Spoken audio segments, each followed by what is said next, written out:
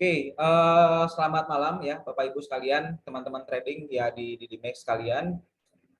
Hari ini adalah hari webinar kembali ya yang diadakan sama di Dimex dan rencananya webinar hari ini tuh diisi sama dua host ya, saya sama Ibu Lydia. Hanya tetapi ya Bu Lydia lagi ada halangan, jadi pada hari ini yang mengisi webinar saya ya. Sendiri ya, kali ini sendiri lagi, jadi nggak ada wanita di samping saya yang meramaikan ya webinar kita pada hari ini. Tapi mudah-mudahan dari webinar kita pada hari ini itu bisa mendapatkan banyak pengalaman lagi, pengalaman baru, dan juga kita bisa saling sharing mengenai tentang perdagangan. Apalagi maraknya di hari kemarin, kita tahu bahwa di market-market nggak cuma di trading forex, tapi bahkan juga di saham itu terjadi yang namanya crash ya. Jadi hari ini sudah ada beberapa yang masuk, dari 10 orang yang masuk ya. Nanti juga kita record, nanti kita akan posting juga, repost di YouTube, jadi teman-teman bisa kembali menonton siaran ulang ini di YouTube. Nah, lumayan ada banyak orang ya. Oke, saya ucapkan selamat malam semua teman-teman, Bapak Ibu sekalian, teman-teman trading. Kali ini mungkin kita akan sharing mengenai bagaimana sih caranya kita mengatasi crash di market. Nah, ini adalah berita yang atau topik yang paling hangat yang mungkin kita bisa sharing ya pada hari ini, karena kita tahu ya kemarin market itu gejolaknya tinggi banget ya. Nah, oke, jadi kita mulai aja ya.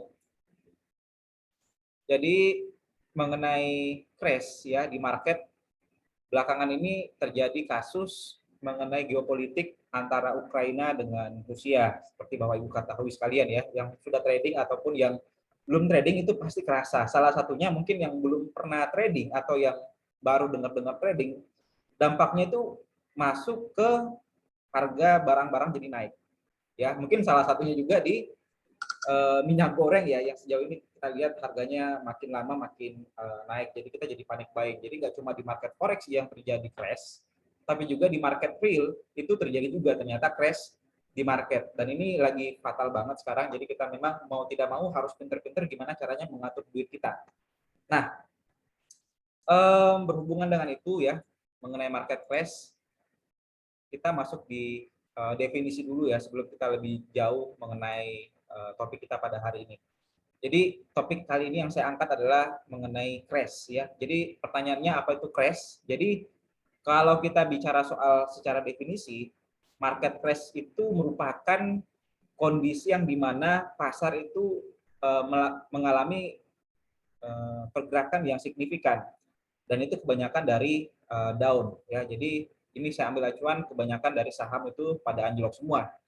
Dan peristiwa ini juga kemudian biasanya akan menyebabkan kepanikan di pasar keuangan. Nah, jadi market crash ini memang disebabkan karena adanya geopolitik ataupun ada fundamental yang cukup kuat, sehingga pergerakan market itu secara serentak bergeraknya sangat fluktuatif dan sangat volatility sekali ya untuk di market.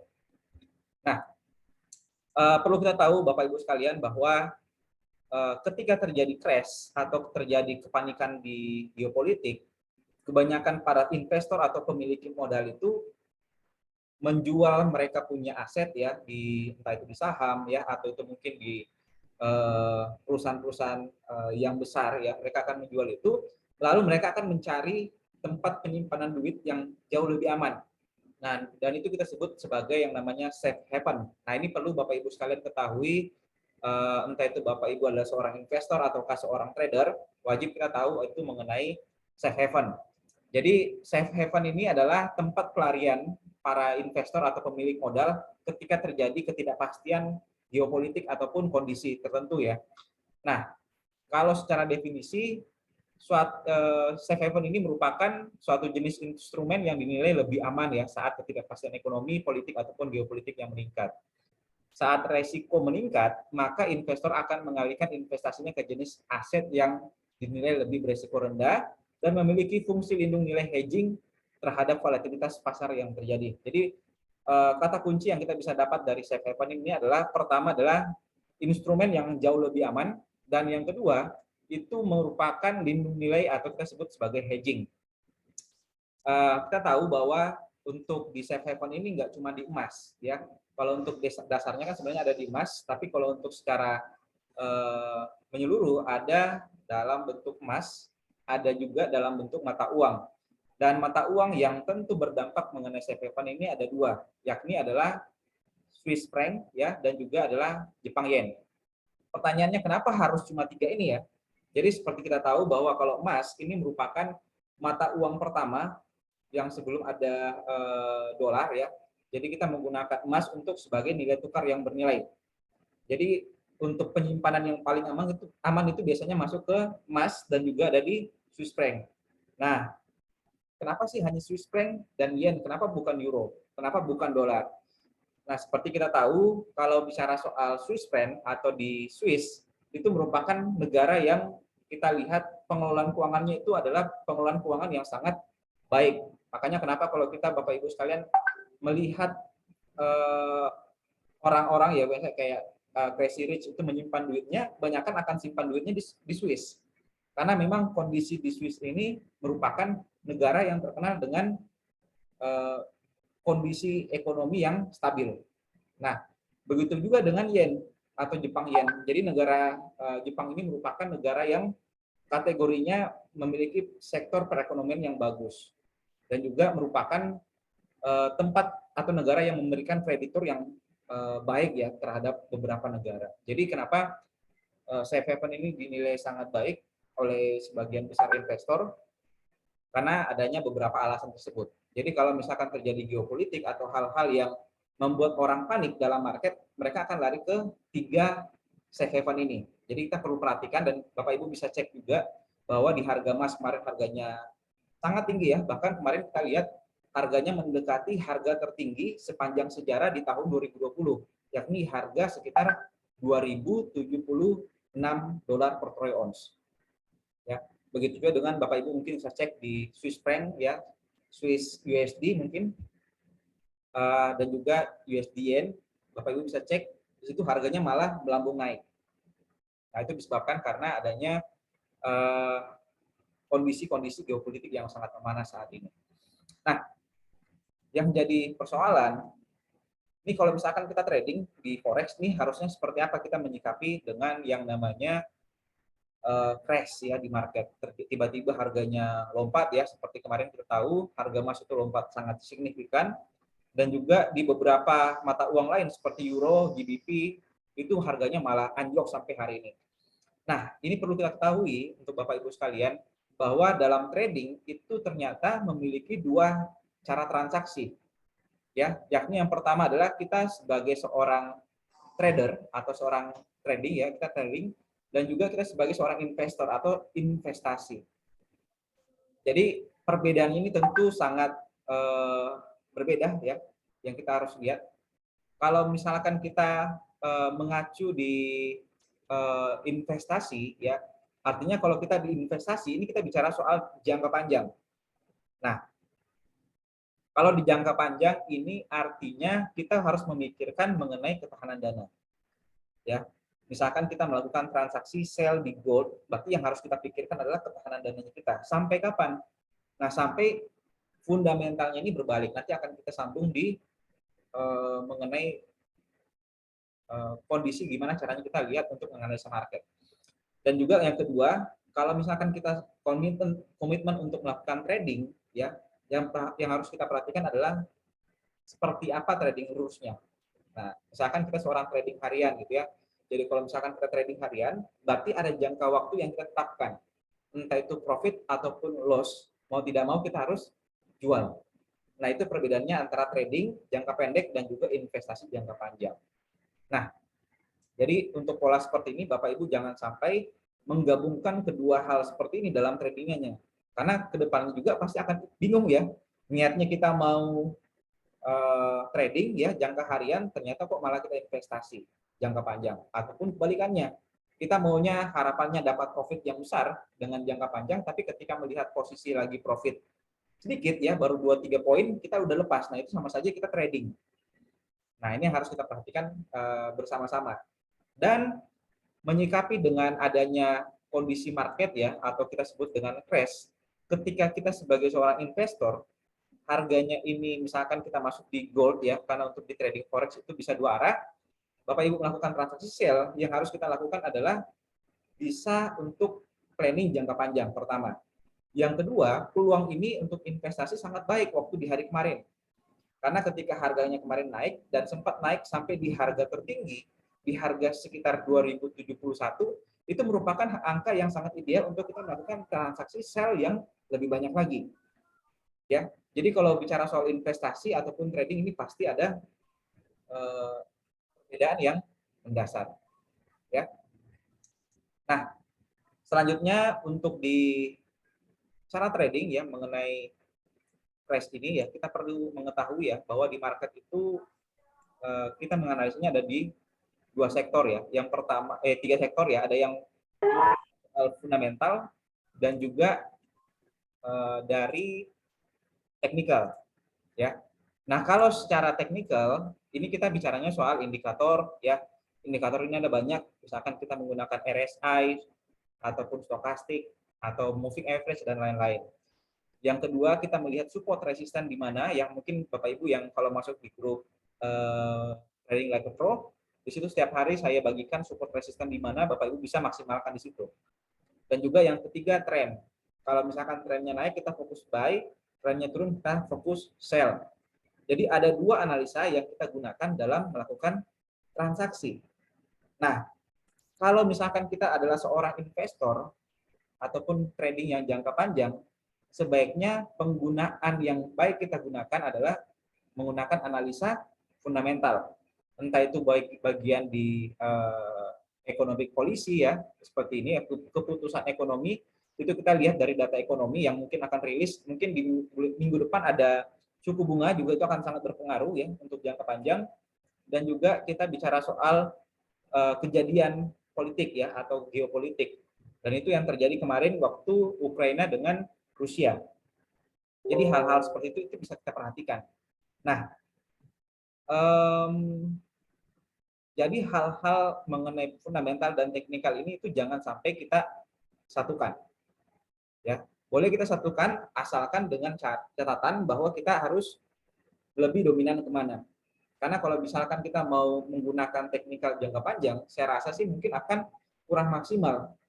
Sedangkan kalaupun kita juga mau menggunakan fundamental untuk jangka pendek, ini juga akan kurang maksimal. Contoh aja mungkin saya berikan ketika kita menggunakan teknikal untuk jangka panjang, ya, misalkan kita melakukan transaksi pembelian dengan patokan ya RSI-nya ini sudah oversold, ya, di situ kita melakukan pembelian.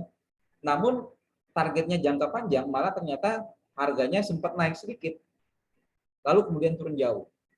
Nah, harapan inilah yang menjadikan kita jadi bingung dalam trading ke depannya. Makanya kenapa saya pribadi untuk menyarankan Bapak Ibu sekalian lebih memilih mengenai penggunaan analisa ini antara fundamental ataupun teknikal. Nah, sejauh ini mungkin Bapak Ibu, saya silakan Bapak Ibu, siapa tahu mau ada pertanyaan untuk kita bisa sharingkan pada malam hari ini. Ya, silakan untuk Bapak Ibu untuk pertanyaan silakan masuk di ruang chat.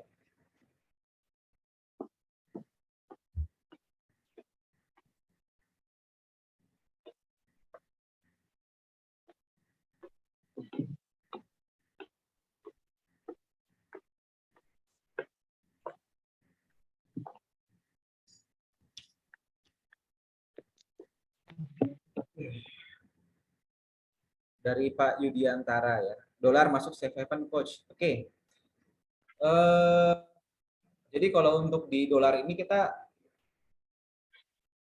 dolar ini bukan masuk di safe haven sih Pak ya. Karena untuk dolar ini sendiri kita tahu bahwa kalau patokan dolar ini lebih fokus ke perdagangan yang digunakan hampir di semua negara ya. Cuman kalau bicara soal safe haven dolar ini nggak termasuk Pak. Ya karena struktur politik di sana juga ekonomi di Amerika ini justru lebih fluktuatif sekali ya sejauh ini yang saya lihat. Jadi kenapa banyak investor juga nggak terlalu tertarik untuk masuk ke dolar ketika terjadi geopolitik ya seperti itu. Jadi mereka lebih senang masuk ke mata uang Swiss ya, tempat untuk penyimpanan duit yang paling aman gitu ya.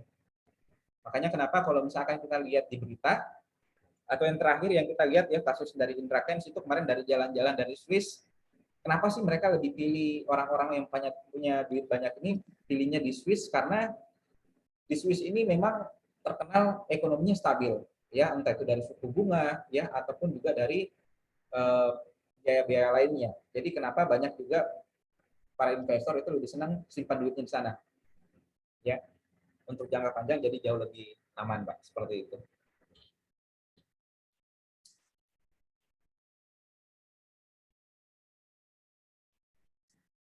Oke, mungkin masih ada lagi ya. Sambil saya menunggu pertanyaan Bapak Ibu sekalian, mungkin saya mau sharing juga beberapa ya untuk yang seperti tadi yang saya sampaikan, yang seperti ini ya. Jadi kalau misalkan Bapak Ibu memang lebih senang untuk trading jangka panjang ya, atau bicara soal senang untuk melakukan averaging ataupun dengan menggunakan memperhatikan ketahanan dana, berarti yang harus kita perhatikan adalah fundamental. Nah, fundamental ini cocoknya yang mana sih yang harus kita patok ya. Sejauh ini mungkin Bapak Ibu kemarin yang melihat di grup, saya sering update mengenai fundamental karena fundamental itu masuk di fokus di market ya, di khususnya di gold kemarin. Nah, untuk di fundamental sendiri Bapak Ibu bisa masuk di beberapa website ya. Contohnya untuk di sini yang mungkin saya tampilkan ya. Ada beberapa yang kita rekomendasikan ada di CNBC.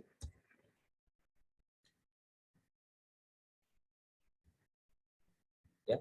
CNBC Indonesia ini sudah lebih update ya untuk pergerakan update berita ya. Jadi Bapak Ibu bisa melihat di sini ya untuk di kasus ekonomi dunia ya. Jadi kalau misalkan kita patokannya biasanya kita lihat di internasional. Nah, misalkan yang seperti ini ya. Nah, ini ya. Di berita ini itu dituliskan ya, berarti ini berita-berita tentang ekonomi dunia atau internasional. Di sini ditulis ada berita yang 36 menit lalu, perkuat pasukan Rusia, Putin sepakat boyong tentara asing. Jadi kita tahu bahwa perang Ukraina dengan Rusia ini belum selesai, kemungkinan masih akan ada tahap selanjutnya, cuman kita saat ini masih belum mengetahui kapan akan meledaknya lagi nih, ya, mengenai fundamental tentang perang ya, karena isunya juga akan dari perang Ukraina dengan Rusia ini akan melahirkan lagi perang dunia ketiga. Uh, jadi mungkin lebih bisa parah lagi. Cuman untuk saat ini tuh masih berita ya, masih belum sampai ke high impact ya untuk di market. Kecuali kalau misalkan untuk di Rusia sudah masuk ke tahapan lebih lanjut, ataukah mungkin NATO yang ikut campur kembali, kemungkinan besar marketnya akan naik kembali. Tapi kalau selama itu belum ada, saya rasa sih untuk di ekonomi ini lebih menunggu mengenai suku bunga ya yang akan rilis di minggu depan. Tepatnya di tanggal 16 Maret ya ke depan. Ya, pasti Ribu ada ini angkat tangan ya. Ya, silakan Pak Pacek Ribu ya. Ada mau tanyakan Pak? Silakan di chat aja Pak. Ya, jadi kalau untuk Bapak Ibu sekalian ya kemarin kalau misalkan melihat mengenai pergerakan market yang cukup kencang naiknya dan tidak tahu kapan turun, ketika kita posting mengenai ada gencatan senjata dan juga Ukraina sudah tidak terlalu apa ya memaksa lagi untuk masuk ke NATO, marketnya pun juga sangat merespon dengan pergerakan harga yang langsung turun.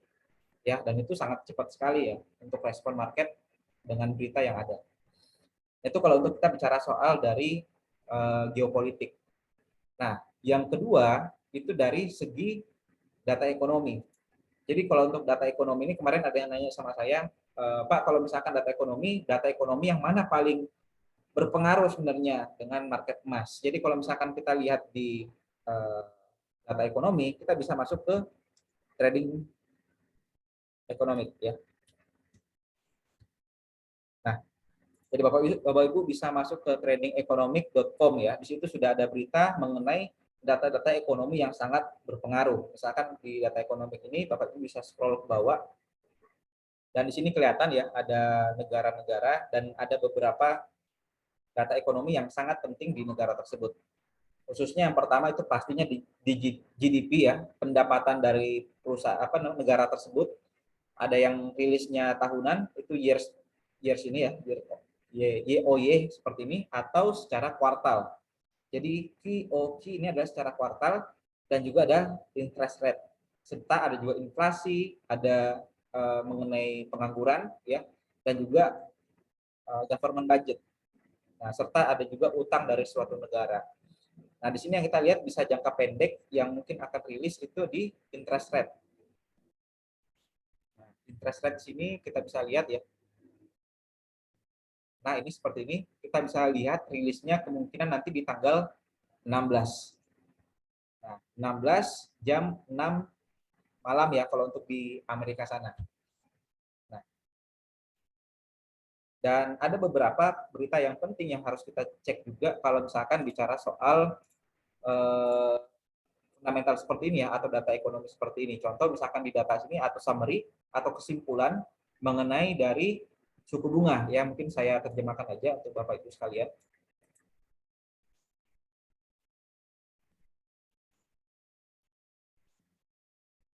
Nah, di sini ya. Di sini mengatakan bahwa Ketua The Fed Jerome Powell menjelaskan selama kesaksian Kongres pada hari Rabu bahwa pemulihan ekonomi Amerika Serikat yang cepat tidak lagi membutuhkan kebijakan moneter yang akomodatif, dan bahwa Bank Sentral akan mulai menaikkan suku bunga dalam pertemuan 15 sampai 16 Maret. Jadi ini sudah pasti ya akan melakukan kenaikan suku bunga, dan itu juga akan berdampak di market. Kita bisa menunggu nanti mungkin di minggu depan ketika ini rilis dan ini benar-benar kejadian. Kalau misalkan rilisnya itu Powell mengatakan ya cenderung mendukung kenaikan 25 basis poin, tapi ada juga beberapa isu-isu yang mengatakan The Fed ini akan menaikkan suku bunga sebesar 50 basis poin. Kalaupun ternyata itu naiknya sampai 50 basis poin, kemungkinan besar potensi untuk market emas ini turunnya jauh sangat kencang sekali yang ke bawah. Jadi kurang lebih bisa jadi sebagai pengalian isu antara dari perang ini di market gold. Ya, ketika suku bunga ini naik, otomatis juga dolar ini akan menguat.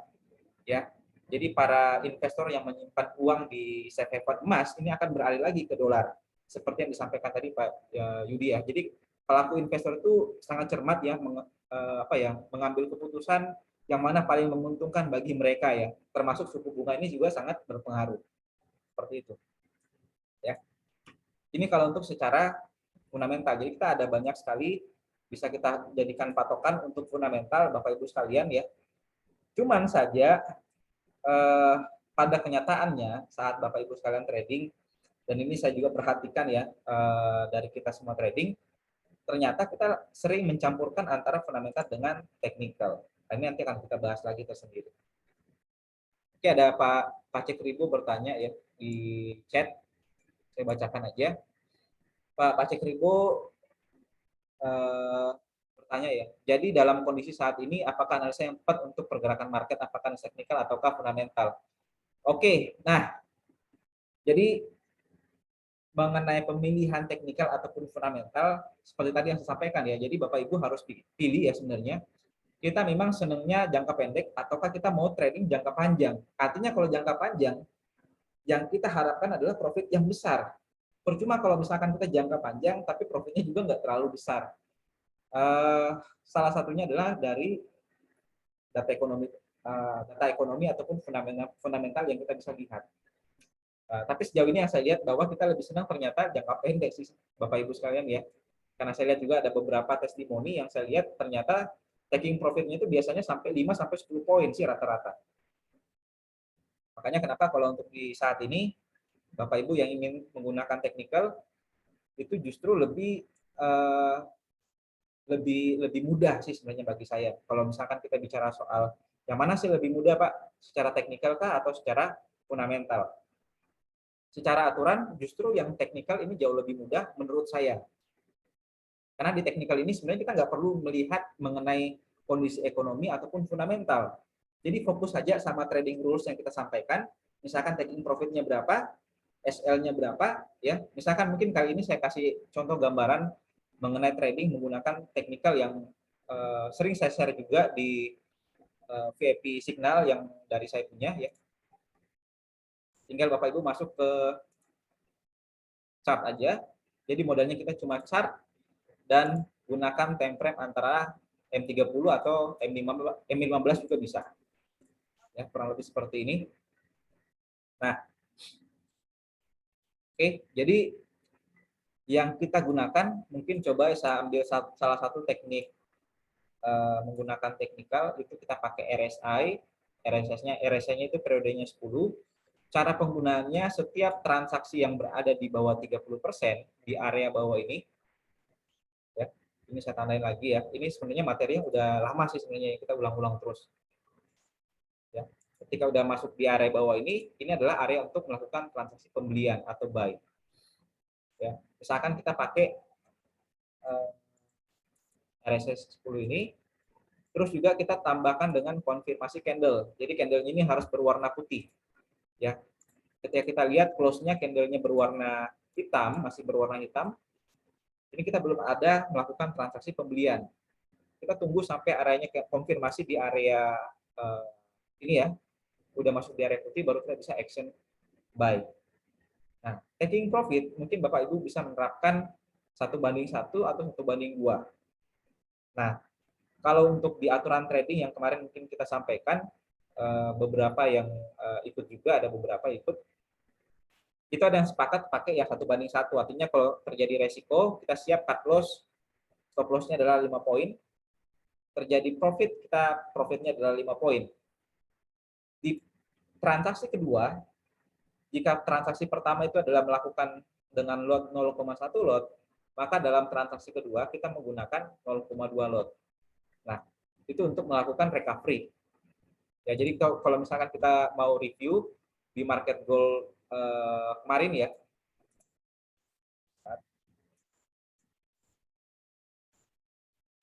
seperti ini ya, kita lihat ya, di harga kemarin kalau kita perhatikan, yang pertama kita lihat dulu adalah area RSI-nya.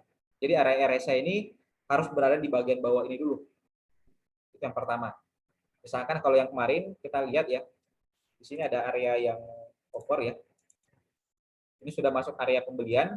Kemudian kita tinggal menunggu konfirmasi dari candle untuk candle berwarna putih seperti ini. Ya, ini saya perbesar lagi supaya kita bisa lihat detailnya. Nah, di sini adalah area kita untuk melakukan entry pembelian. Area SL ataupun area taking profit kita bisa atur ya. 5 poin untuk area SL, 5 poin untuk area profit ya. Dan sejauh ini sih kalau untuk kita perhatikan ya, adapun beberapa yang mungkin gagal yang seperti ini ya. Kita lihat ini sudah masuk di area RSI. Ini sudah ada konfirmasi candle putih, marketnya nggak naik, malah turun ya. Ini kita cut loss. Nanti kita beli lagi pada saat di area ini dengan transaksi 0,2. Ya, harganya naik nih. Dari sini kita beli. Ini profit udah di atas. Ya, jadi kurang lebih gambarannya seperti ini kalau untuk bicara soal technical. Jadi technical ini nggak perlu menggunakan fundamental karena kita sudah aman dengan menggunakan stop loss. Terkecuali kalau misalkan Bapak Ibu memang untuk jangka panjang ataupun mungkin menggunakan averaging ya, berarti Anda harus memperhatikan mengenai ketahanan dana. Kurang lebih seperti itu. Ada Pak Yudi bilang bye coach ya. Oke, jadi kalau untuk hari ini, kalau sekarang sih ini memang pergerakannya belum masuk ke area, ini baru mau masuk ya, baru mau masuk di area oversold, baru mau masuk di area pembelian, hanya saja candlenya belum konfirmasi untuk melakukan pembelian. Kalau tadi Bapak Ibu kalau misalkan masuk di VIP member ya, itu kita sudah ada konfirmasi tadi siang transaksi untuk melakukan transaksi pembelian. Itu di area mana? Di area yang ini. Nah, ya. Ini kisaran jam 13.30 ya, atau jam 14 ya, atau jam 2 siang. Jam 2 siang di sini udah ada konfirmasi ya untuk area pembelian. Kemudian ditambah dengan candle. Jadi kalau misalkan harganya sudah masih ada di bawah ini, namun candlenya belum ada yang berwarna putih, itu kita nggak ambil buy dulu. Jadi kita tunggu turun sampai harganya sudah mulai naik ya, dengan ada tandanya candle berwarna putih. kemudian kita akan melakukan transaksi pembelian di sini. Ya. Jadi harganya naik, sempat naik sampai di 7 poin ya, 7,5 poin. Sempat naik di 7,5 poin pada siang tadi, kemudian harga turun lagi. Nah, kurang lebih seperti itu. Jadi sabar aja sih kalau untuk kita ya. Untuk harga konfirmasi sebaiknya ditunggu. Oke, mungkin masih ada tanya Bapak Ibu sekalian?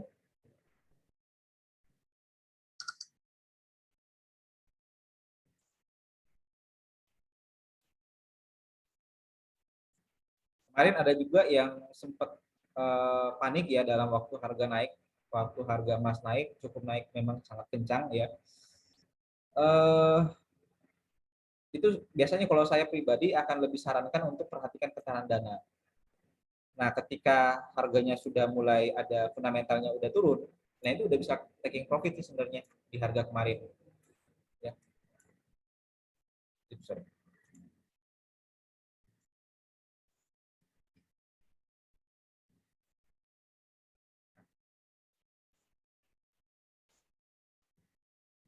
Ya.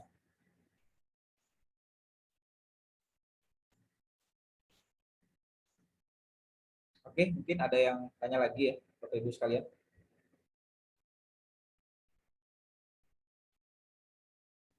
Ya, kalau disuruh pilih antara fundamental ataupun teknikal ya, kalau saya jawabannya lebih senang ke teknikal Bapak Ibu sekalian. Karena enggak apa ya, kalau untuk di teknikal ini jauh lebih apa ya, lebih mudah bagi saya untuk dalam melakukan analisa gitu. Karena memang kita bisa mengukur ya, dibandingkan dengan fundamental, justru kalau fundamental ini sendiri bagi saya lihatnya karena saya tahu tipe kalau saya ini jangka pendek, tradingnya jangka pendek, nggak cocok untuk jangka panjang karena gitu. Ya. Jadi sebenarnya selera aja sih Bapak Ibu. Jadi bukan bicara soal bagus dan tidak bagusnya, fundamental ini bagus, teknikal juga ini bagus, cuman saja kalau ditanya secara pribadi kita lebih senang untuk di teknikal karena kita memang karakternya jangka pendek ya, nggak kuat untuk lihat profit yang besar gitu ya, lama-lama gitu. Kalau lihat warna merah lama-lama itu kuat gitu ya, tapi kalau lihat warna merah warna biru itu lama-lama itu kayaknya nggak kuat ya, nggak tahu ada apa itu ya. Jadi kayaknya lebih senang teknikal aja sih sejauh ini. Mungkin Bapak Ibu juga mungkin seperti itu ya. Kurang lebih ada sekitar dari 100 orang yang trading, mungkin 90 yang sepakat dengan saya. Ya, ada siapa di sini? Ada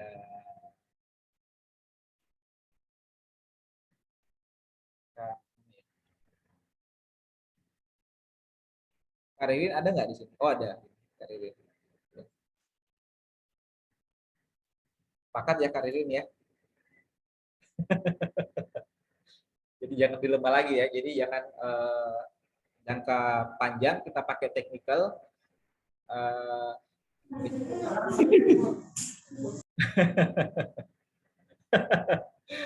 ya. Jadi kalau memang kita mau jangka panjang, sekalian aja jangka panjang gitu ya. Lihat fundamental, kalau misalkan fundamentalnya ini bagus untuk sell, ya jangka panjang gitu ya. Nanti didukung sama technical untuk area entry. Tapi kalau memang kita mau jangka pendek, misalkan target 5 poin satu hari, trading dengan anggaplah 0,1, berarti ya kita patok aja. Itu berarti satu hari kita targetnya 500.000 rupiah. Kalau misalkan kita tradingnya satu lot, berarti target kita 5 juta satu hari. Nah, yang harus kita perhatikan adalah area untuk entry. Itu aja sih sebenarnya. Oke, serasa belum ya waktunya ya, belum 1 jam ya. Oke, silakan, masih ada satu orang lagi, mungkin ada mau tanya, silakan mengenai crash ya di market. Jadi untuk market gold tetap harus waspada ya mengenai fundamental. Tapi kalau Bapak Ibu memang seorang teknikalis ya yang hanya menggunakan analisa teknikal udah trading, saya rasa sih nggak ada faktor lagi, nggak usah lihat berita-berita sih kalau saran saya ya. Fokus aja kalau misalkan area ini apa ya, area RSI ini sudah masuk area oversold ya, overbox seperti ini, kita tinggal tunggu konfirmasi candle putih, candle hitam ya, kita sell. Kalau misalkan area sudah over sold di sini, tunggu candle putih, buy. Udah gitu aja. Kalau turun gimana Pak? Boleh di cut loss, boleh di averaging gitu.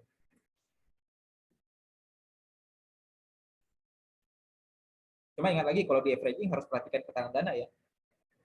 Kalau nggak kuat di cut aja gitu. Tapi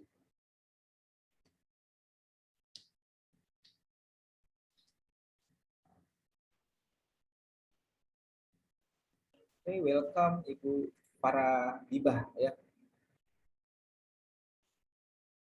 Dan saran saya untuk Bapak Ibu sekalian yang ingin trading, pastikan ketika Bapak Ibu menggunakan analisa teknikal diuji dulu ya, diuji dulu di akun demo. Itu paling paling saya sarankan, karena jangan sampai ketika kita udah ingin melakukan transaksi dan kita terburu-buru masuk ke akun real, itu biasanya akan mengalami trial and error. Karena kita tahu bahwa pelajaran yang paling baik itu kan sebenarnya di pengalaman, bukan di teori. Kalau di teori kan ini teorinya seperti ini ya, bisa sell. Kemungkinan yang terjadi ketika teorinya seperti ini, yang kita lakukan di akun real, ketika yang harusnya kita sell secara teori, kita malah nge-buy.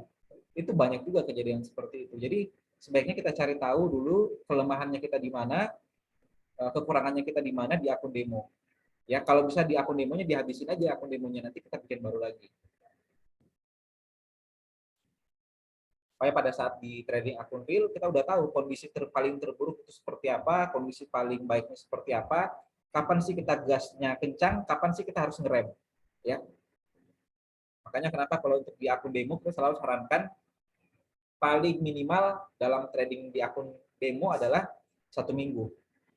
Itu paling cepat ya. Paling lamanya berapa, Pak? Ada sih yang sampai tahunan ada, ya. Lebih baik kita sabar daripada kita buru-buru dalam trading. Karena market kan nggak kemana-mana, Bapak Ibu sekalian ya. Harganya di situ-situ aja ya, palingan naik atau turun aja gitu. Dan selalu arahnya sama, ke kanan pasti. Nggak pernah ke kiri. Jadi nggak usah buru-buru dalam trading.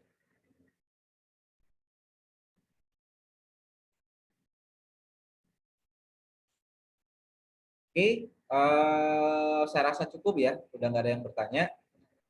Nanti Bapak Ibu yang telat ikut webinar kita pada hari ini mengenai topik bagaimana cara mengatasi kondisi market yang lagi crash ya akibat fundamental, ataupun juga nanti di masa yang akan mendatang juga akan terjadi ya. Kita nggak tahu kapan, tapi juga pasti akan terjadi crash lagi kembali. Setidaknya kita harus bersiap-siap memang dari hari ini. Ya, itu aja mungkin yang saya sampaikan sama teman-teman sekalian. Tetap jaga tahanan dana, ya. Tetap juga jaga disiplin ya dalam trading rules. Kalau misalkan udah taking profit ya, jangan apa ya, jangan greedy lagi, jangan terlalu rakus juga di market, dan juga jangan terlalu fear, jangan terlalu takut ya. Kalau misalkan kita udah rasa yakin, udah entry aja gitu. TPSL-nya kalau misalkan kita udah berpengalaman di TPSL, kita udah dapat histori transaksi yang cukup banyak, silakan di entry aja. Nah, itu aja mungkin saran saya untuk Bapak Ibu sekalian. Terima kasih untuk sudah join di webinar kita pada hari ini. Kalaupun Bapak Ibu ada mau tanyakan, silakan nanti tanyakan ke masing-masing konsultannya. Kalaupun juga ingin mengikuti kelas privat, silakan dihubungin aja ya, untuk saya buatkan kelas privatnya via Zoom ataupun via offline. Jadi mungkin saya ucapkan terima kasih banyak ya untuk Bapak Ibu sekalian. Selamat malam semua ya. Ada sekitar 15 orang, udah mulai banyak ya hari ini. Ya, itu aja mungkin saya sampaikan. Uh, ada lagi tanya nih? Udah profit ya? Siapa? Lu udah baik Pak ya tadi. Oke deh. Oke, kalau gitu terima kasih banyak. All the best semua ya. Saya tutup dengan ucapan Assalamualaikum warahmatullahi wabarakatuh. Selamat malam.